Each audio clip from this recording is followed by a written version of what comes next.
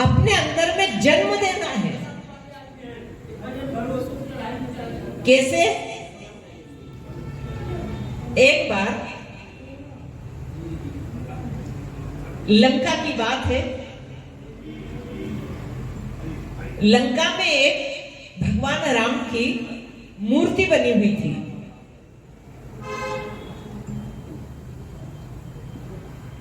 वहां पे सरकारी कर्मचारी आए, सरकारी अधिकारी आए, आकर के कहने लगे यहां हमें कोई दूसरा प्लान करना है, इसलिए इस मूर्ति को यहां से उठा करके किसी दूसरे प्लाट में विस्थापित कर दें। ऐसा कहा गया। अब सरकारी योजना है, करना है। मूर्ति चलित थी, प्राण प्रतिष्ठा नहीं हुई थी, तो सबने, कमेटी वालों ने विचार किया कि ऐसी जगह देख ली जाए जहां मूर्ति को यहां से उठा के दूसरी जगह विस्थापित कर दिया जाए। एक दूसरा प्लाट देखा और तय कर लिया कि मूर्ति वहां विस्थापित करना है।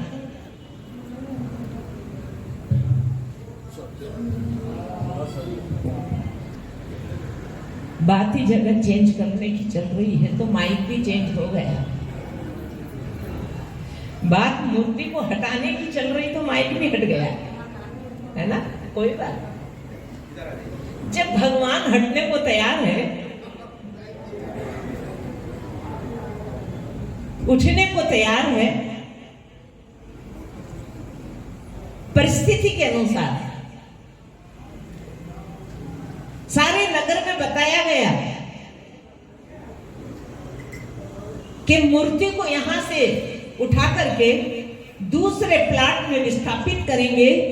नगर वाले को सबको आना है और ढोल बाजे नगाड़े भजन कीर्तन आनंद नाचना गाना सब होगा और यात्रा निकालते हुए हम यहां से मूर्ति को लेकर के चलेंगे और वहां जाकर के स्थापित करेंगे। सारा नगर इकट्ठा हुआ, बैंड बाजे के साथ, ढोल धमाके के साथ, भजन कीर्तन के साथ, नाचते गाते हुए उस मूर्ति को यहां से उठाया गया और रथ में रख करके और सारे लोग मूर्ति को ले जा रहे हैं दूसरे स्थान पे। करीब करीब 60-70 हजार लोग उसमें, उस यात्रा में, भगवान की यात्रा, भगवान की यात्रा होती है, भागवत की शोभा यात्रा होती है, शव यात्रा होती है, संत यात्रा होती है, कई प्रकार की यात्राएं हैं। समय मुझे अभी 15 मिनट मिला है, तो बड़े धूमधाम से यात्रा निकलते हुए भगवान को ले जा रहे हैं। लेकिन एक घटना घट गई रास्ते में, और रास्ते में ऐसी घटना घटी, हवा चली, मौसम बदला, बादल हुए और बारिश चालू हो गई। और जैसे ही बारिश होना चालू हो गई, पानी तेज हुआ, धीरे धीरे लोग खसकने लगे, भीड़ बिखरने लगे, लोग इधर उधर हो गए और यात्रा चलते चलते कोई नहीं बचा। रथ चलाने वाला बचा और पंडित जी बचे, सब चले गए क्योंकि पानी तेज बरसने लगा। पंडित जी ने भगवान की ओर देखा, मूर्ति की ओर देखा, तो ऐसा कोई यहां ऐसा चमक रहा, कुछ ने कुछ, पता नहीं क्या चमक रहा, भगवान के गले से, कंठ से कुछ चमकने लगा। पंडित जी को आश्चर्य हुआ, पता नहीं मेरी आंखें धोखा खा रही है कि कोई घटना है कि कोई चमत्कार है, ये क्या चमक रहा है। लेकिन पंडित जी कुछ बोले नहीं। दूसरे प्लाट में मूर्ति को विस्थापित किया, बात खत्म, सब अपने घर गए। भीड़ तो थी नहीं, पंडित जी भी घर चले गए। शाम हो गई थी, पंडित जी को नींद नहीं आई। पंडित जी रात में करवट बदल रहे कि जो मुझे चमकीला चमकीला दिखा था, पता नहीं वो क्या था। तो पंडित जी को वही बात याद आ रही और नींद नहीं आ रही। पंडित जी ने विचार किया कि मंदिर चलना चाहिए वापस मूर्ति के पास। पंडित जी रात में उठे, उठ करके उस मूर्ति के पास गए। वहां कोई था भी नहीं। जो कंठ में चमकता हुआ दिखाई दे रहा था, पंडित जी ने थोड़ा कुरत के देखा, आखिर ये क्या मामला है। देखा तो अंदर कुछ चमकीला दिखाई दिया। पंडित जी ने और उसकी मिट्टी हटाई, और ज्यादा दिखाई देने लगा। अब पंडित जी तो भिड़ गए उस मिट्टी को हटाने में। क्यों? क्योंकि बारिश के कारण मिट्टी गल गई थी, इसलिए पंडित जी मिट्टी को हटाने लगे।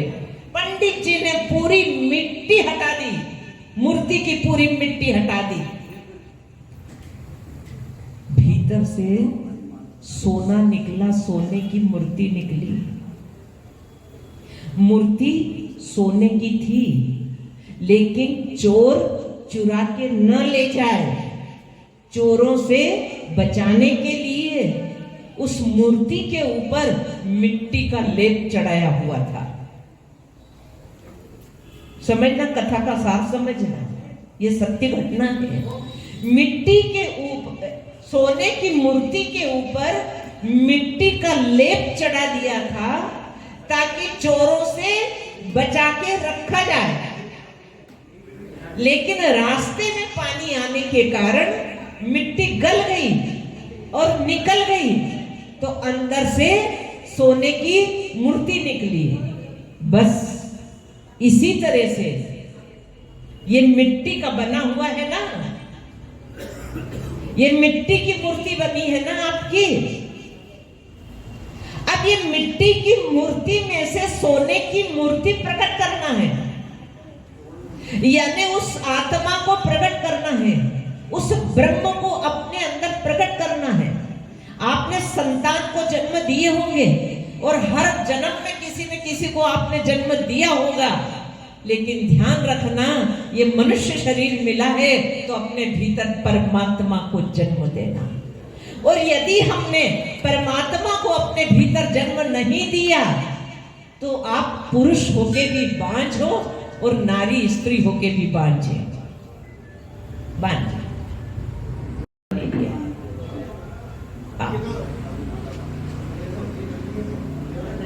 अंदर से उसे प्रकट करना पड़ेगा।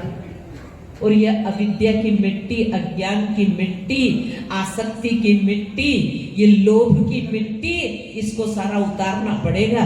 ये कहां उतरेगा? ये ऐसी जगहों पे आकर के उतरेगा। ध्यान देना, ऐसी जगहों पे आना पड़ेगा आपको।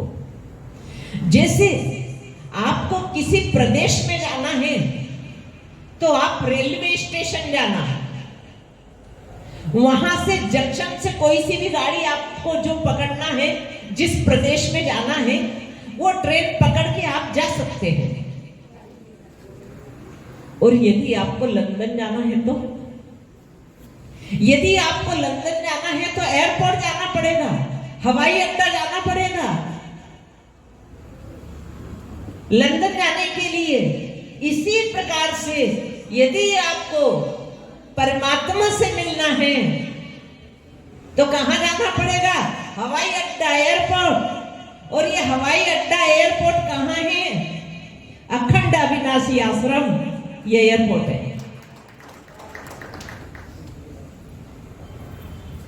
तो कौन मिलेगी इस एयरपोर्ट पे? आप आओगे तो यहां पर कौन मिलेंगे? यहां पर आपको सद्गुरु मिलेंगे, और ये सद्गुरु ही आपको परमात्मा से मिला सकते हैं। कैसे कैसे मिला सकते हैं? सुनिए, मान लीजिए आप बाहर से इंदौर आए, शायद एक सरपंच साहब बैठे हैं, वो बाहर से इंदौर आए हैं। अब उनका मंजन खत्म हो गया, जो मंजन है वो खत्म हो गया। वो मंजन खरीदने के लिए मार्केट में गए, बाजार में गए कि मुझे मेरी जो ब्रांड का मंजन है वही मुझे चाहिए, जो मंजन मैं हमेशा से करता हूं उसी ब्रांड का मंजन मुझे चाहिए। एक दुकान पे गए, नहीं मिला। दूसरी दुकान पे गए, वो वाला मंजन जो ब्रांड का आपको चाहिए वो वाला वहां भी नहीं मिला। तीसरी दुकान गए, वहां भी नहीं मिला। चौथी दुकान गए, आप भटकोगे कि नहीं भटकोगे? भटकोगे। एक दुकान से दूसरी और दूसरी से तीसरी, तीसरी से चौथी, पांचवी दुकान पे जाकर के इनको जिस ब्रांड का, कोलगेट जिस ब्रांड का इनको मंजन चाहिए था वो उस दुकान पे मिल गया। तो जहां हमारा सामान मिलता है वहां हम अटक गए ना, रुक गए। अब क्यों भटकेंगे मार्केट में? हमारी ब्रांड की चीज हमें मिल गई, भटकना बंद हुआ और अटक गए। इसी तरह से आप देख लेना, संसार में आपको अविनाशी सुख, अविनाशी आश्रम है ना, तो अविनाशी सुख देख लेना कहां मिलता है। बेटी में मिलता है कि बेटे में मिलता है कि पड़ोसी में मिलता है कि धन में मिलता है कि पद प्राप्त करके देखना वहां मिलता है, या दुनिया का सम्मान तुम पाके देख लेना वहां मिलता है क्या? नहीं मिलता है। ये सब क्षणिक चीजें हैं, ये क्षणिक देर के लिए मिलेगी और बाद में खो जाएंगी, और नहीं खोएगी तो हम दुनिया से खो जाएंगे। तो पहले आप देख लेना कि ये अविनाशी सुख हमें कहां मिलता है, और जब यहां ना मिले तो फिर अविनाशी आश्रम में आ जाना। और अविनाशी आश्रम में कहां जाना? आपके ब्रांड का सुख आपको कहां मिलेगा? आपके अंतरात्मा का जो ब्रांड है वो वाला आनंद आपको कहां मिलेगा? वो यहां मिलेगा। यहां कौन है? सद्गुरु आए हुए हैं। आपकी ब्रांड का जो सुख है अविनाशी, जो अनंत है, जिसका नाश नहीं होता है, ऐसा आनंद आपको यहां मिलेगा। और कैसे मिलेगा? उनसे हमें ज्ञान प्राप्त होगा। उस ज्ञान के द्वारा हमें अपनी आत्मा का बोध होगा, हमारे भीतर बैठे भगवान का हमें अनुभव होगा, तब हमें वो अविनाशी आनंद मिलेगा। कब तक के लिए मिलेगा? 36 कल्प तक के लिए। यदि आपको आत्मज्ञान हो गया ना, तो 36 कल्प की गारंटी है कि आप दुखी नहीं हो सकते। एक बार संत एकनाथ के गांव के लोग तीर्थ यात्रा जा रहे थे। समय है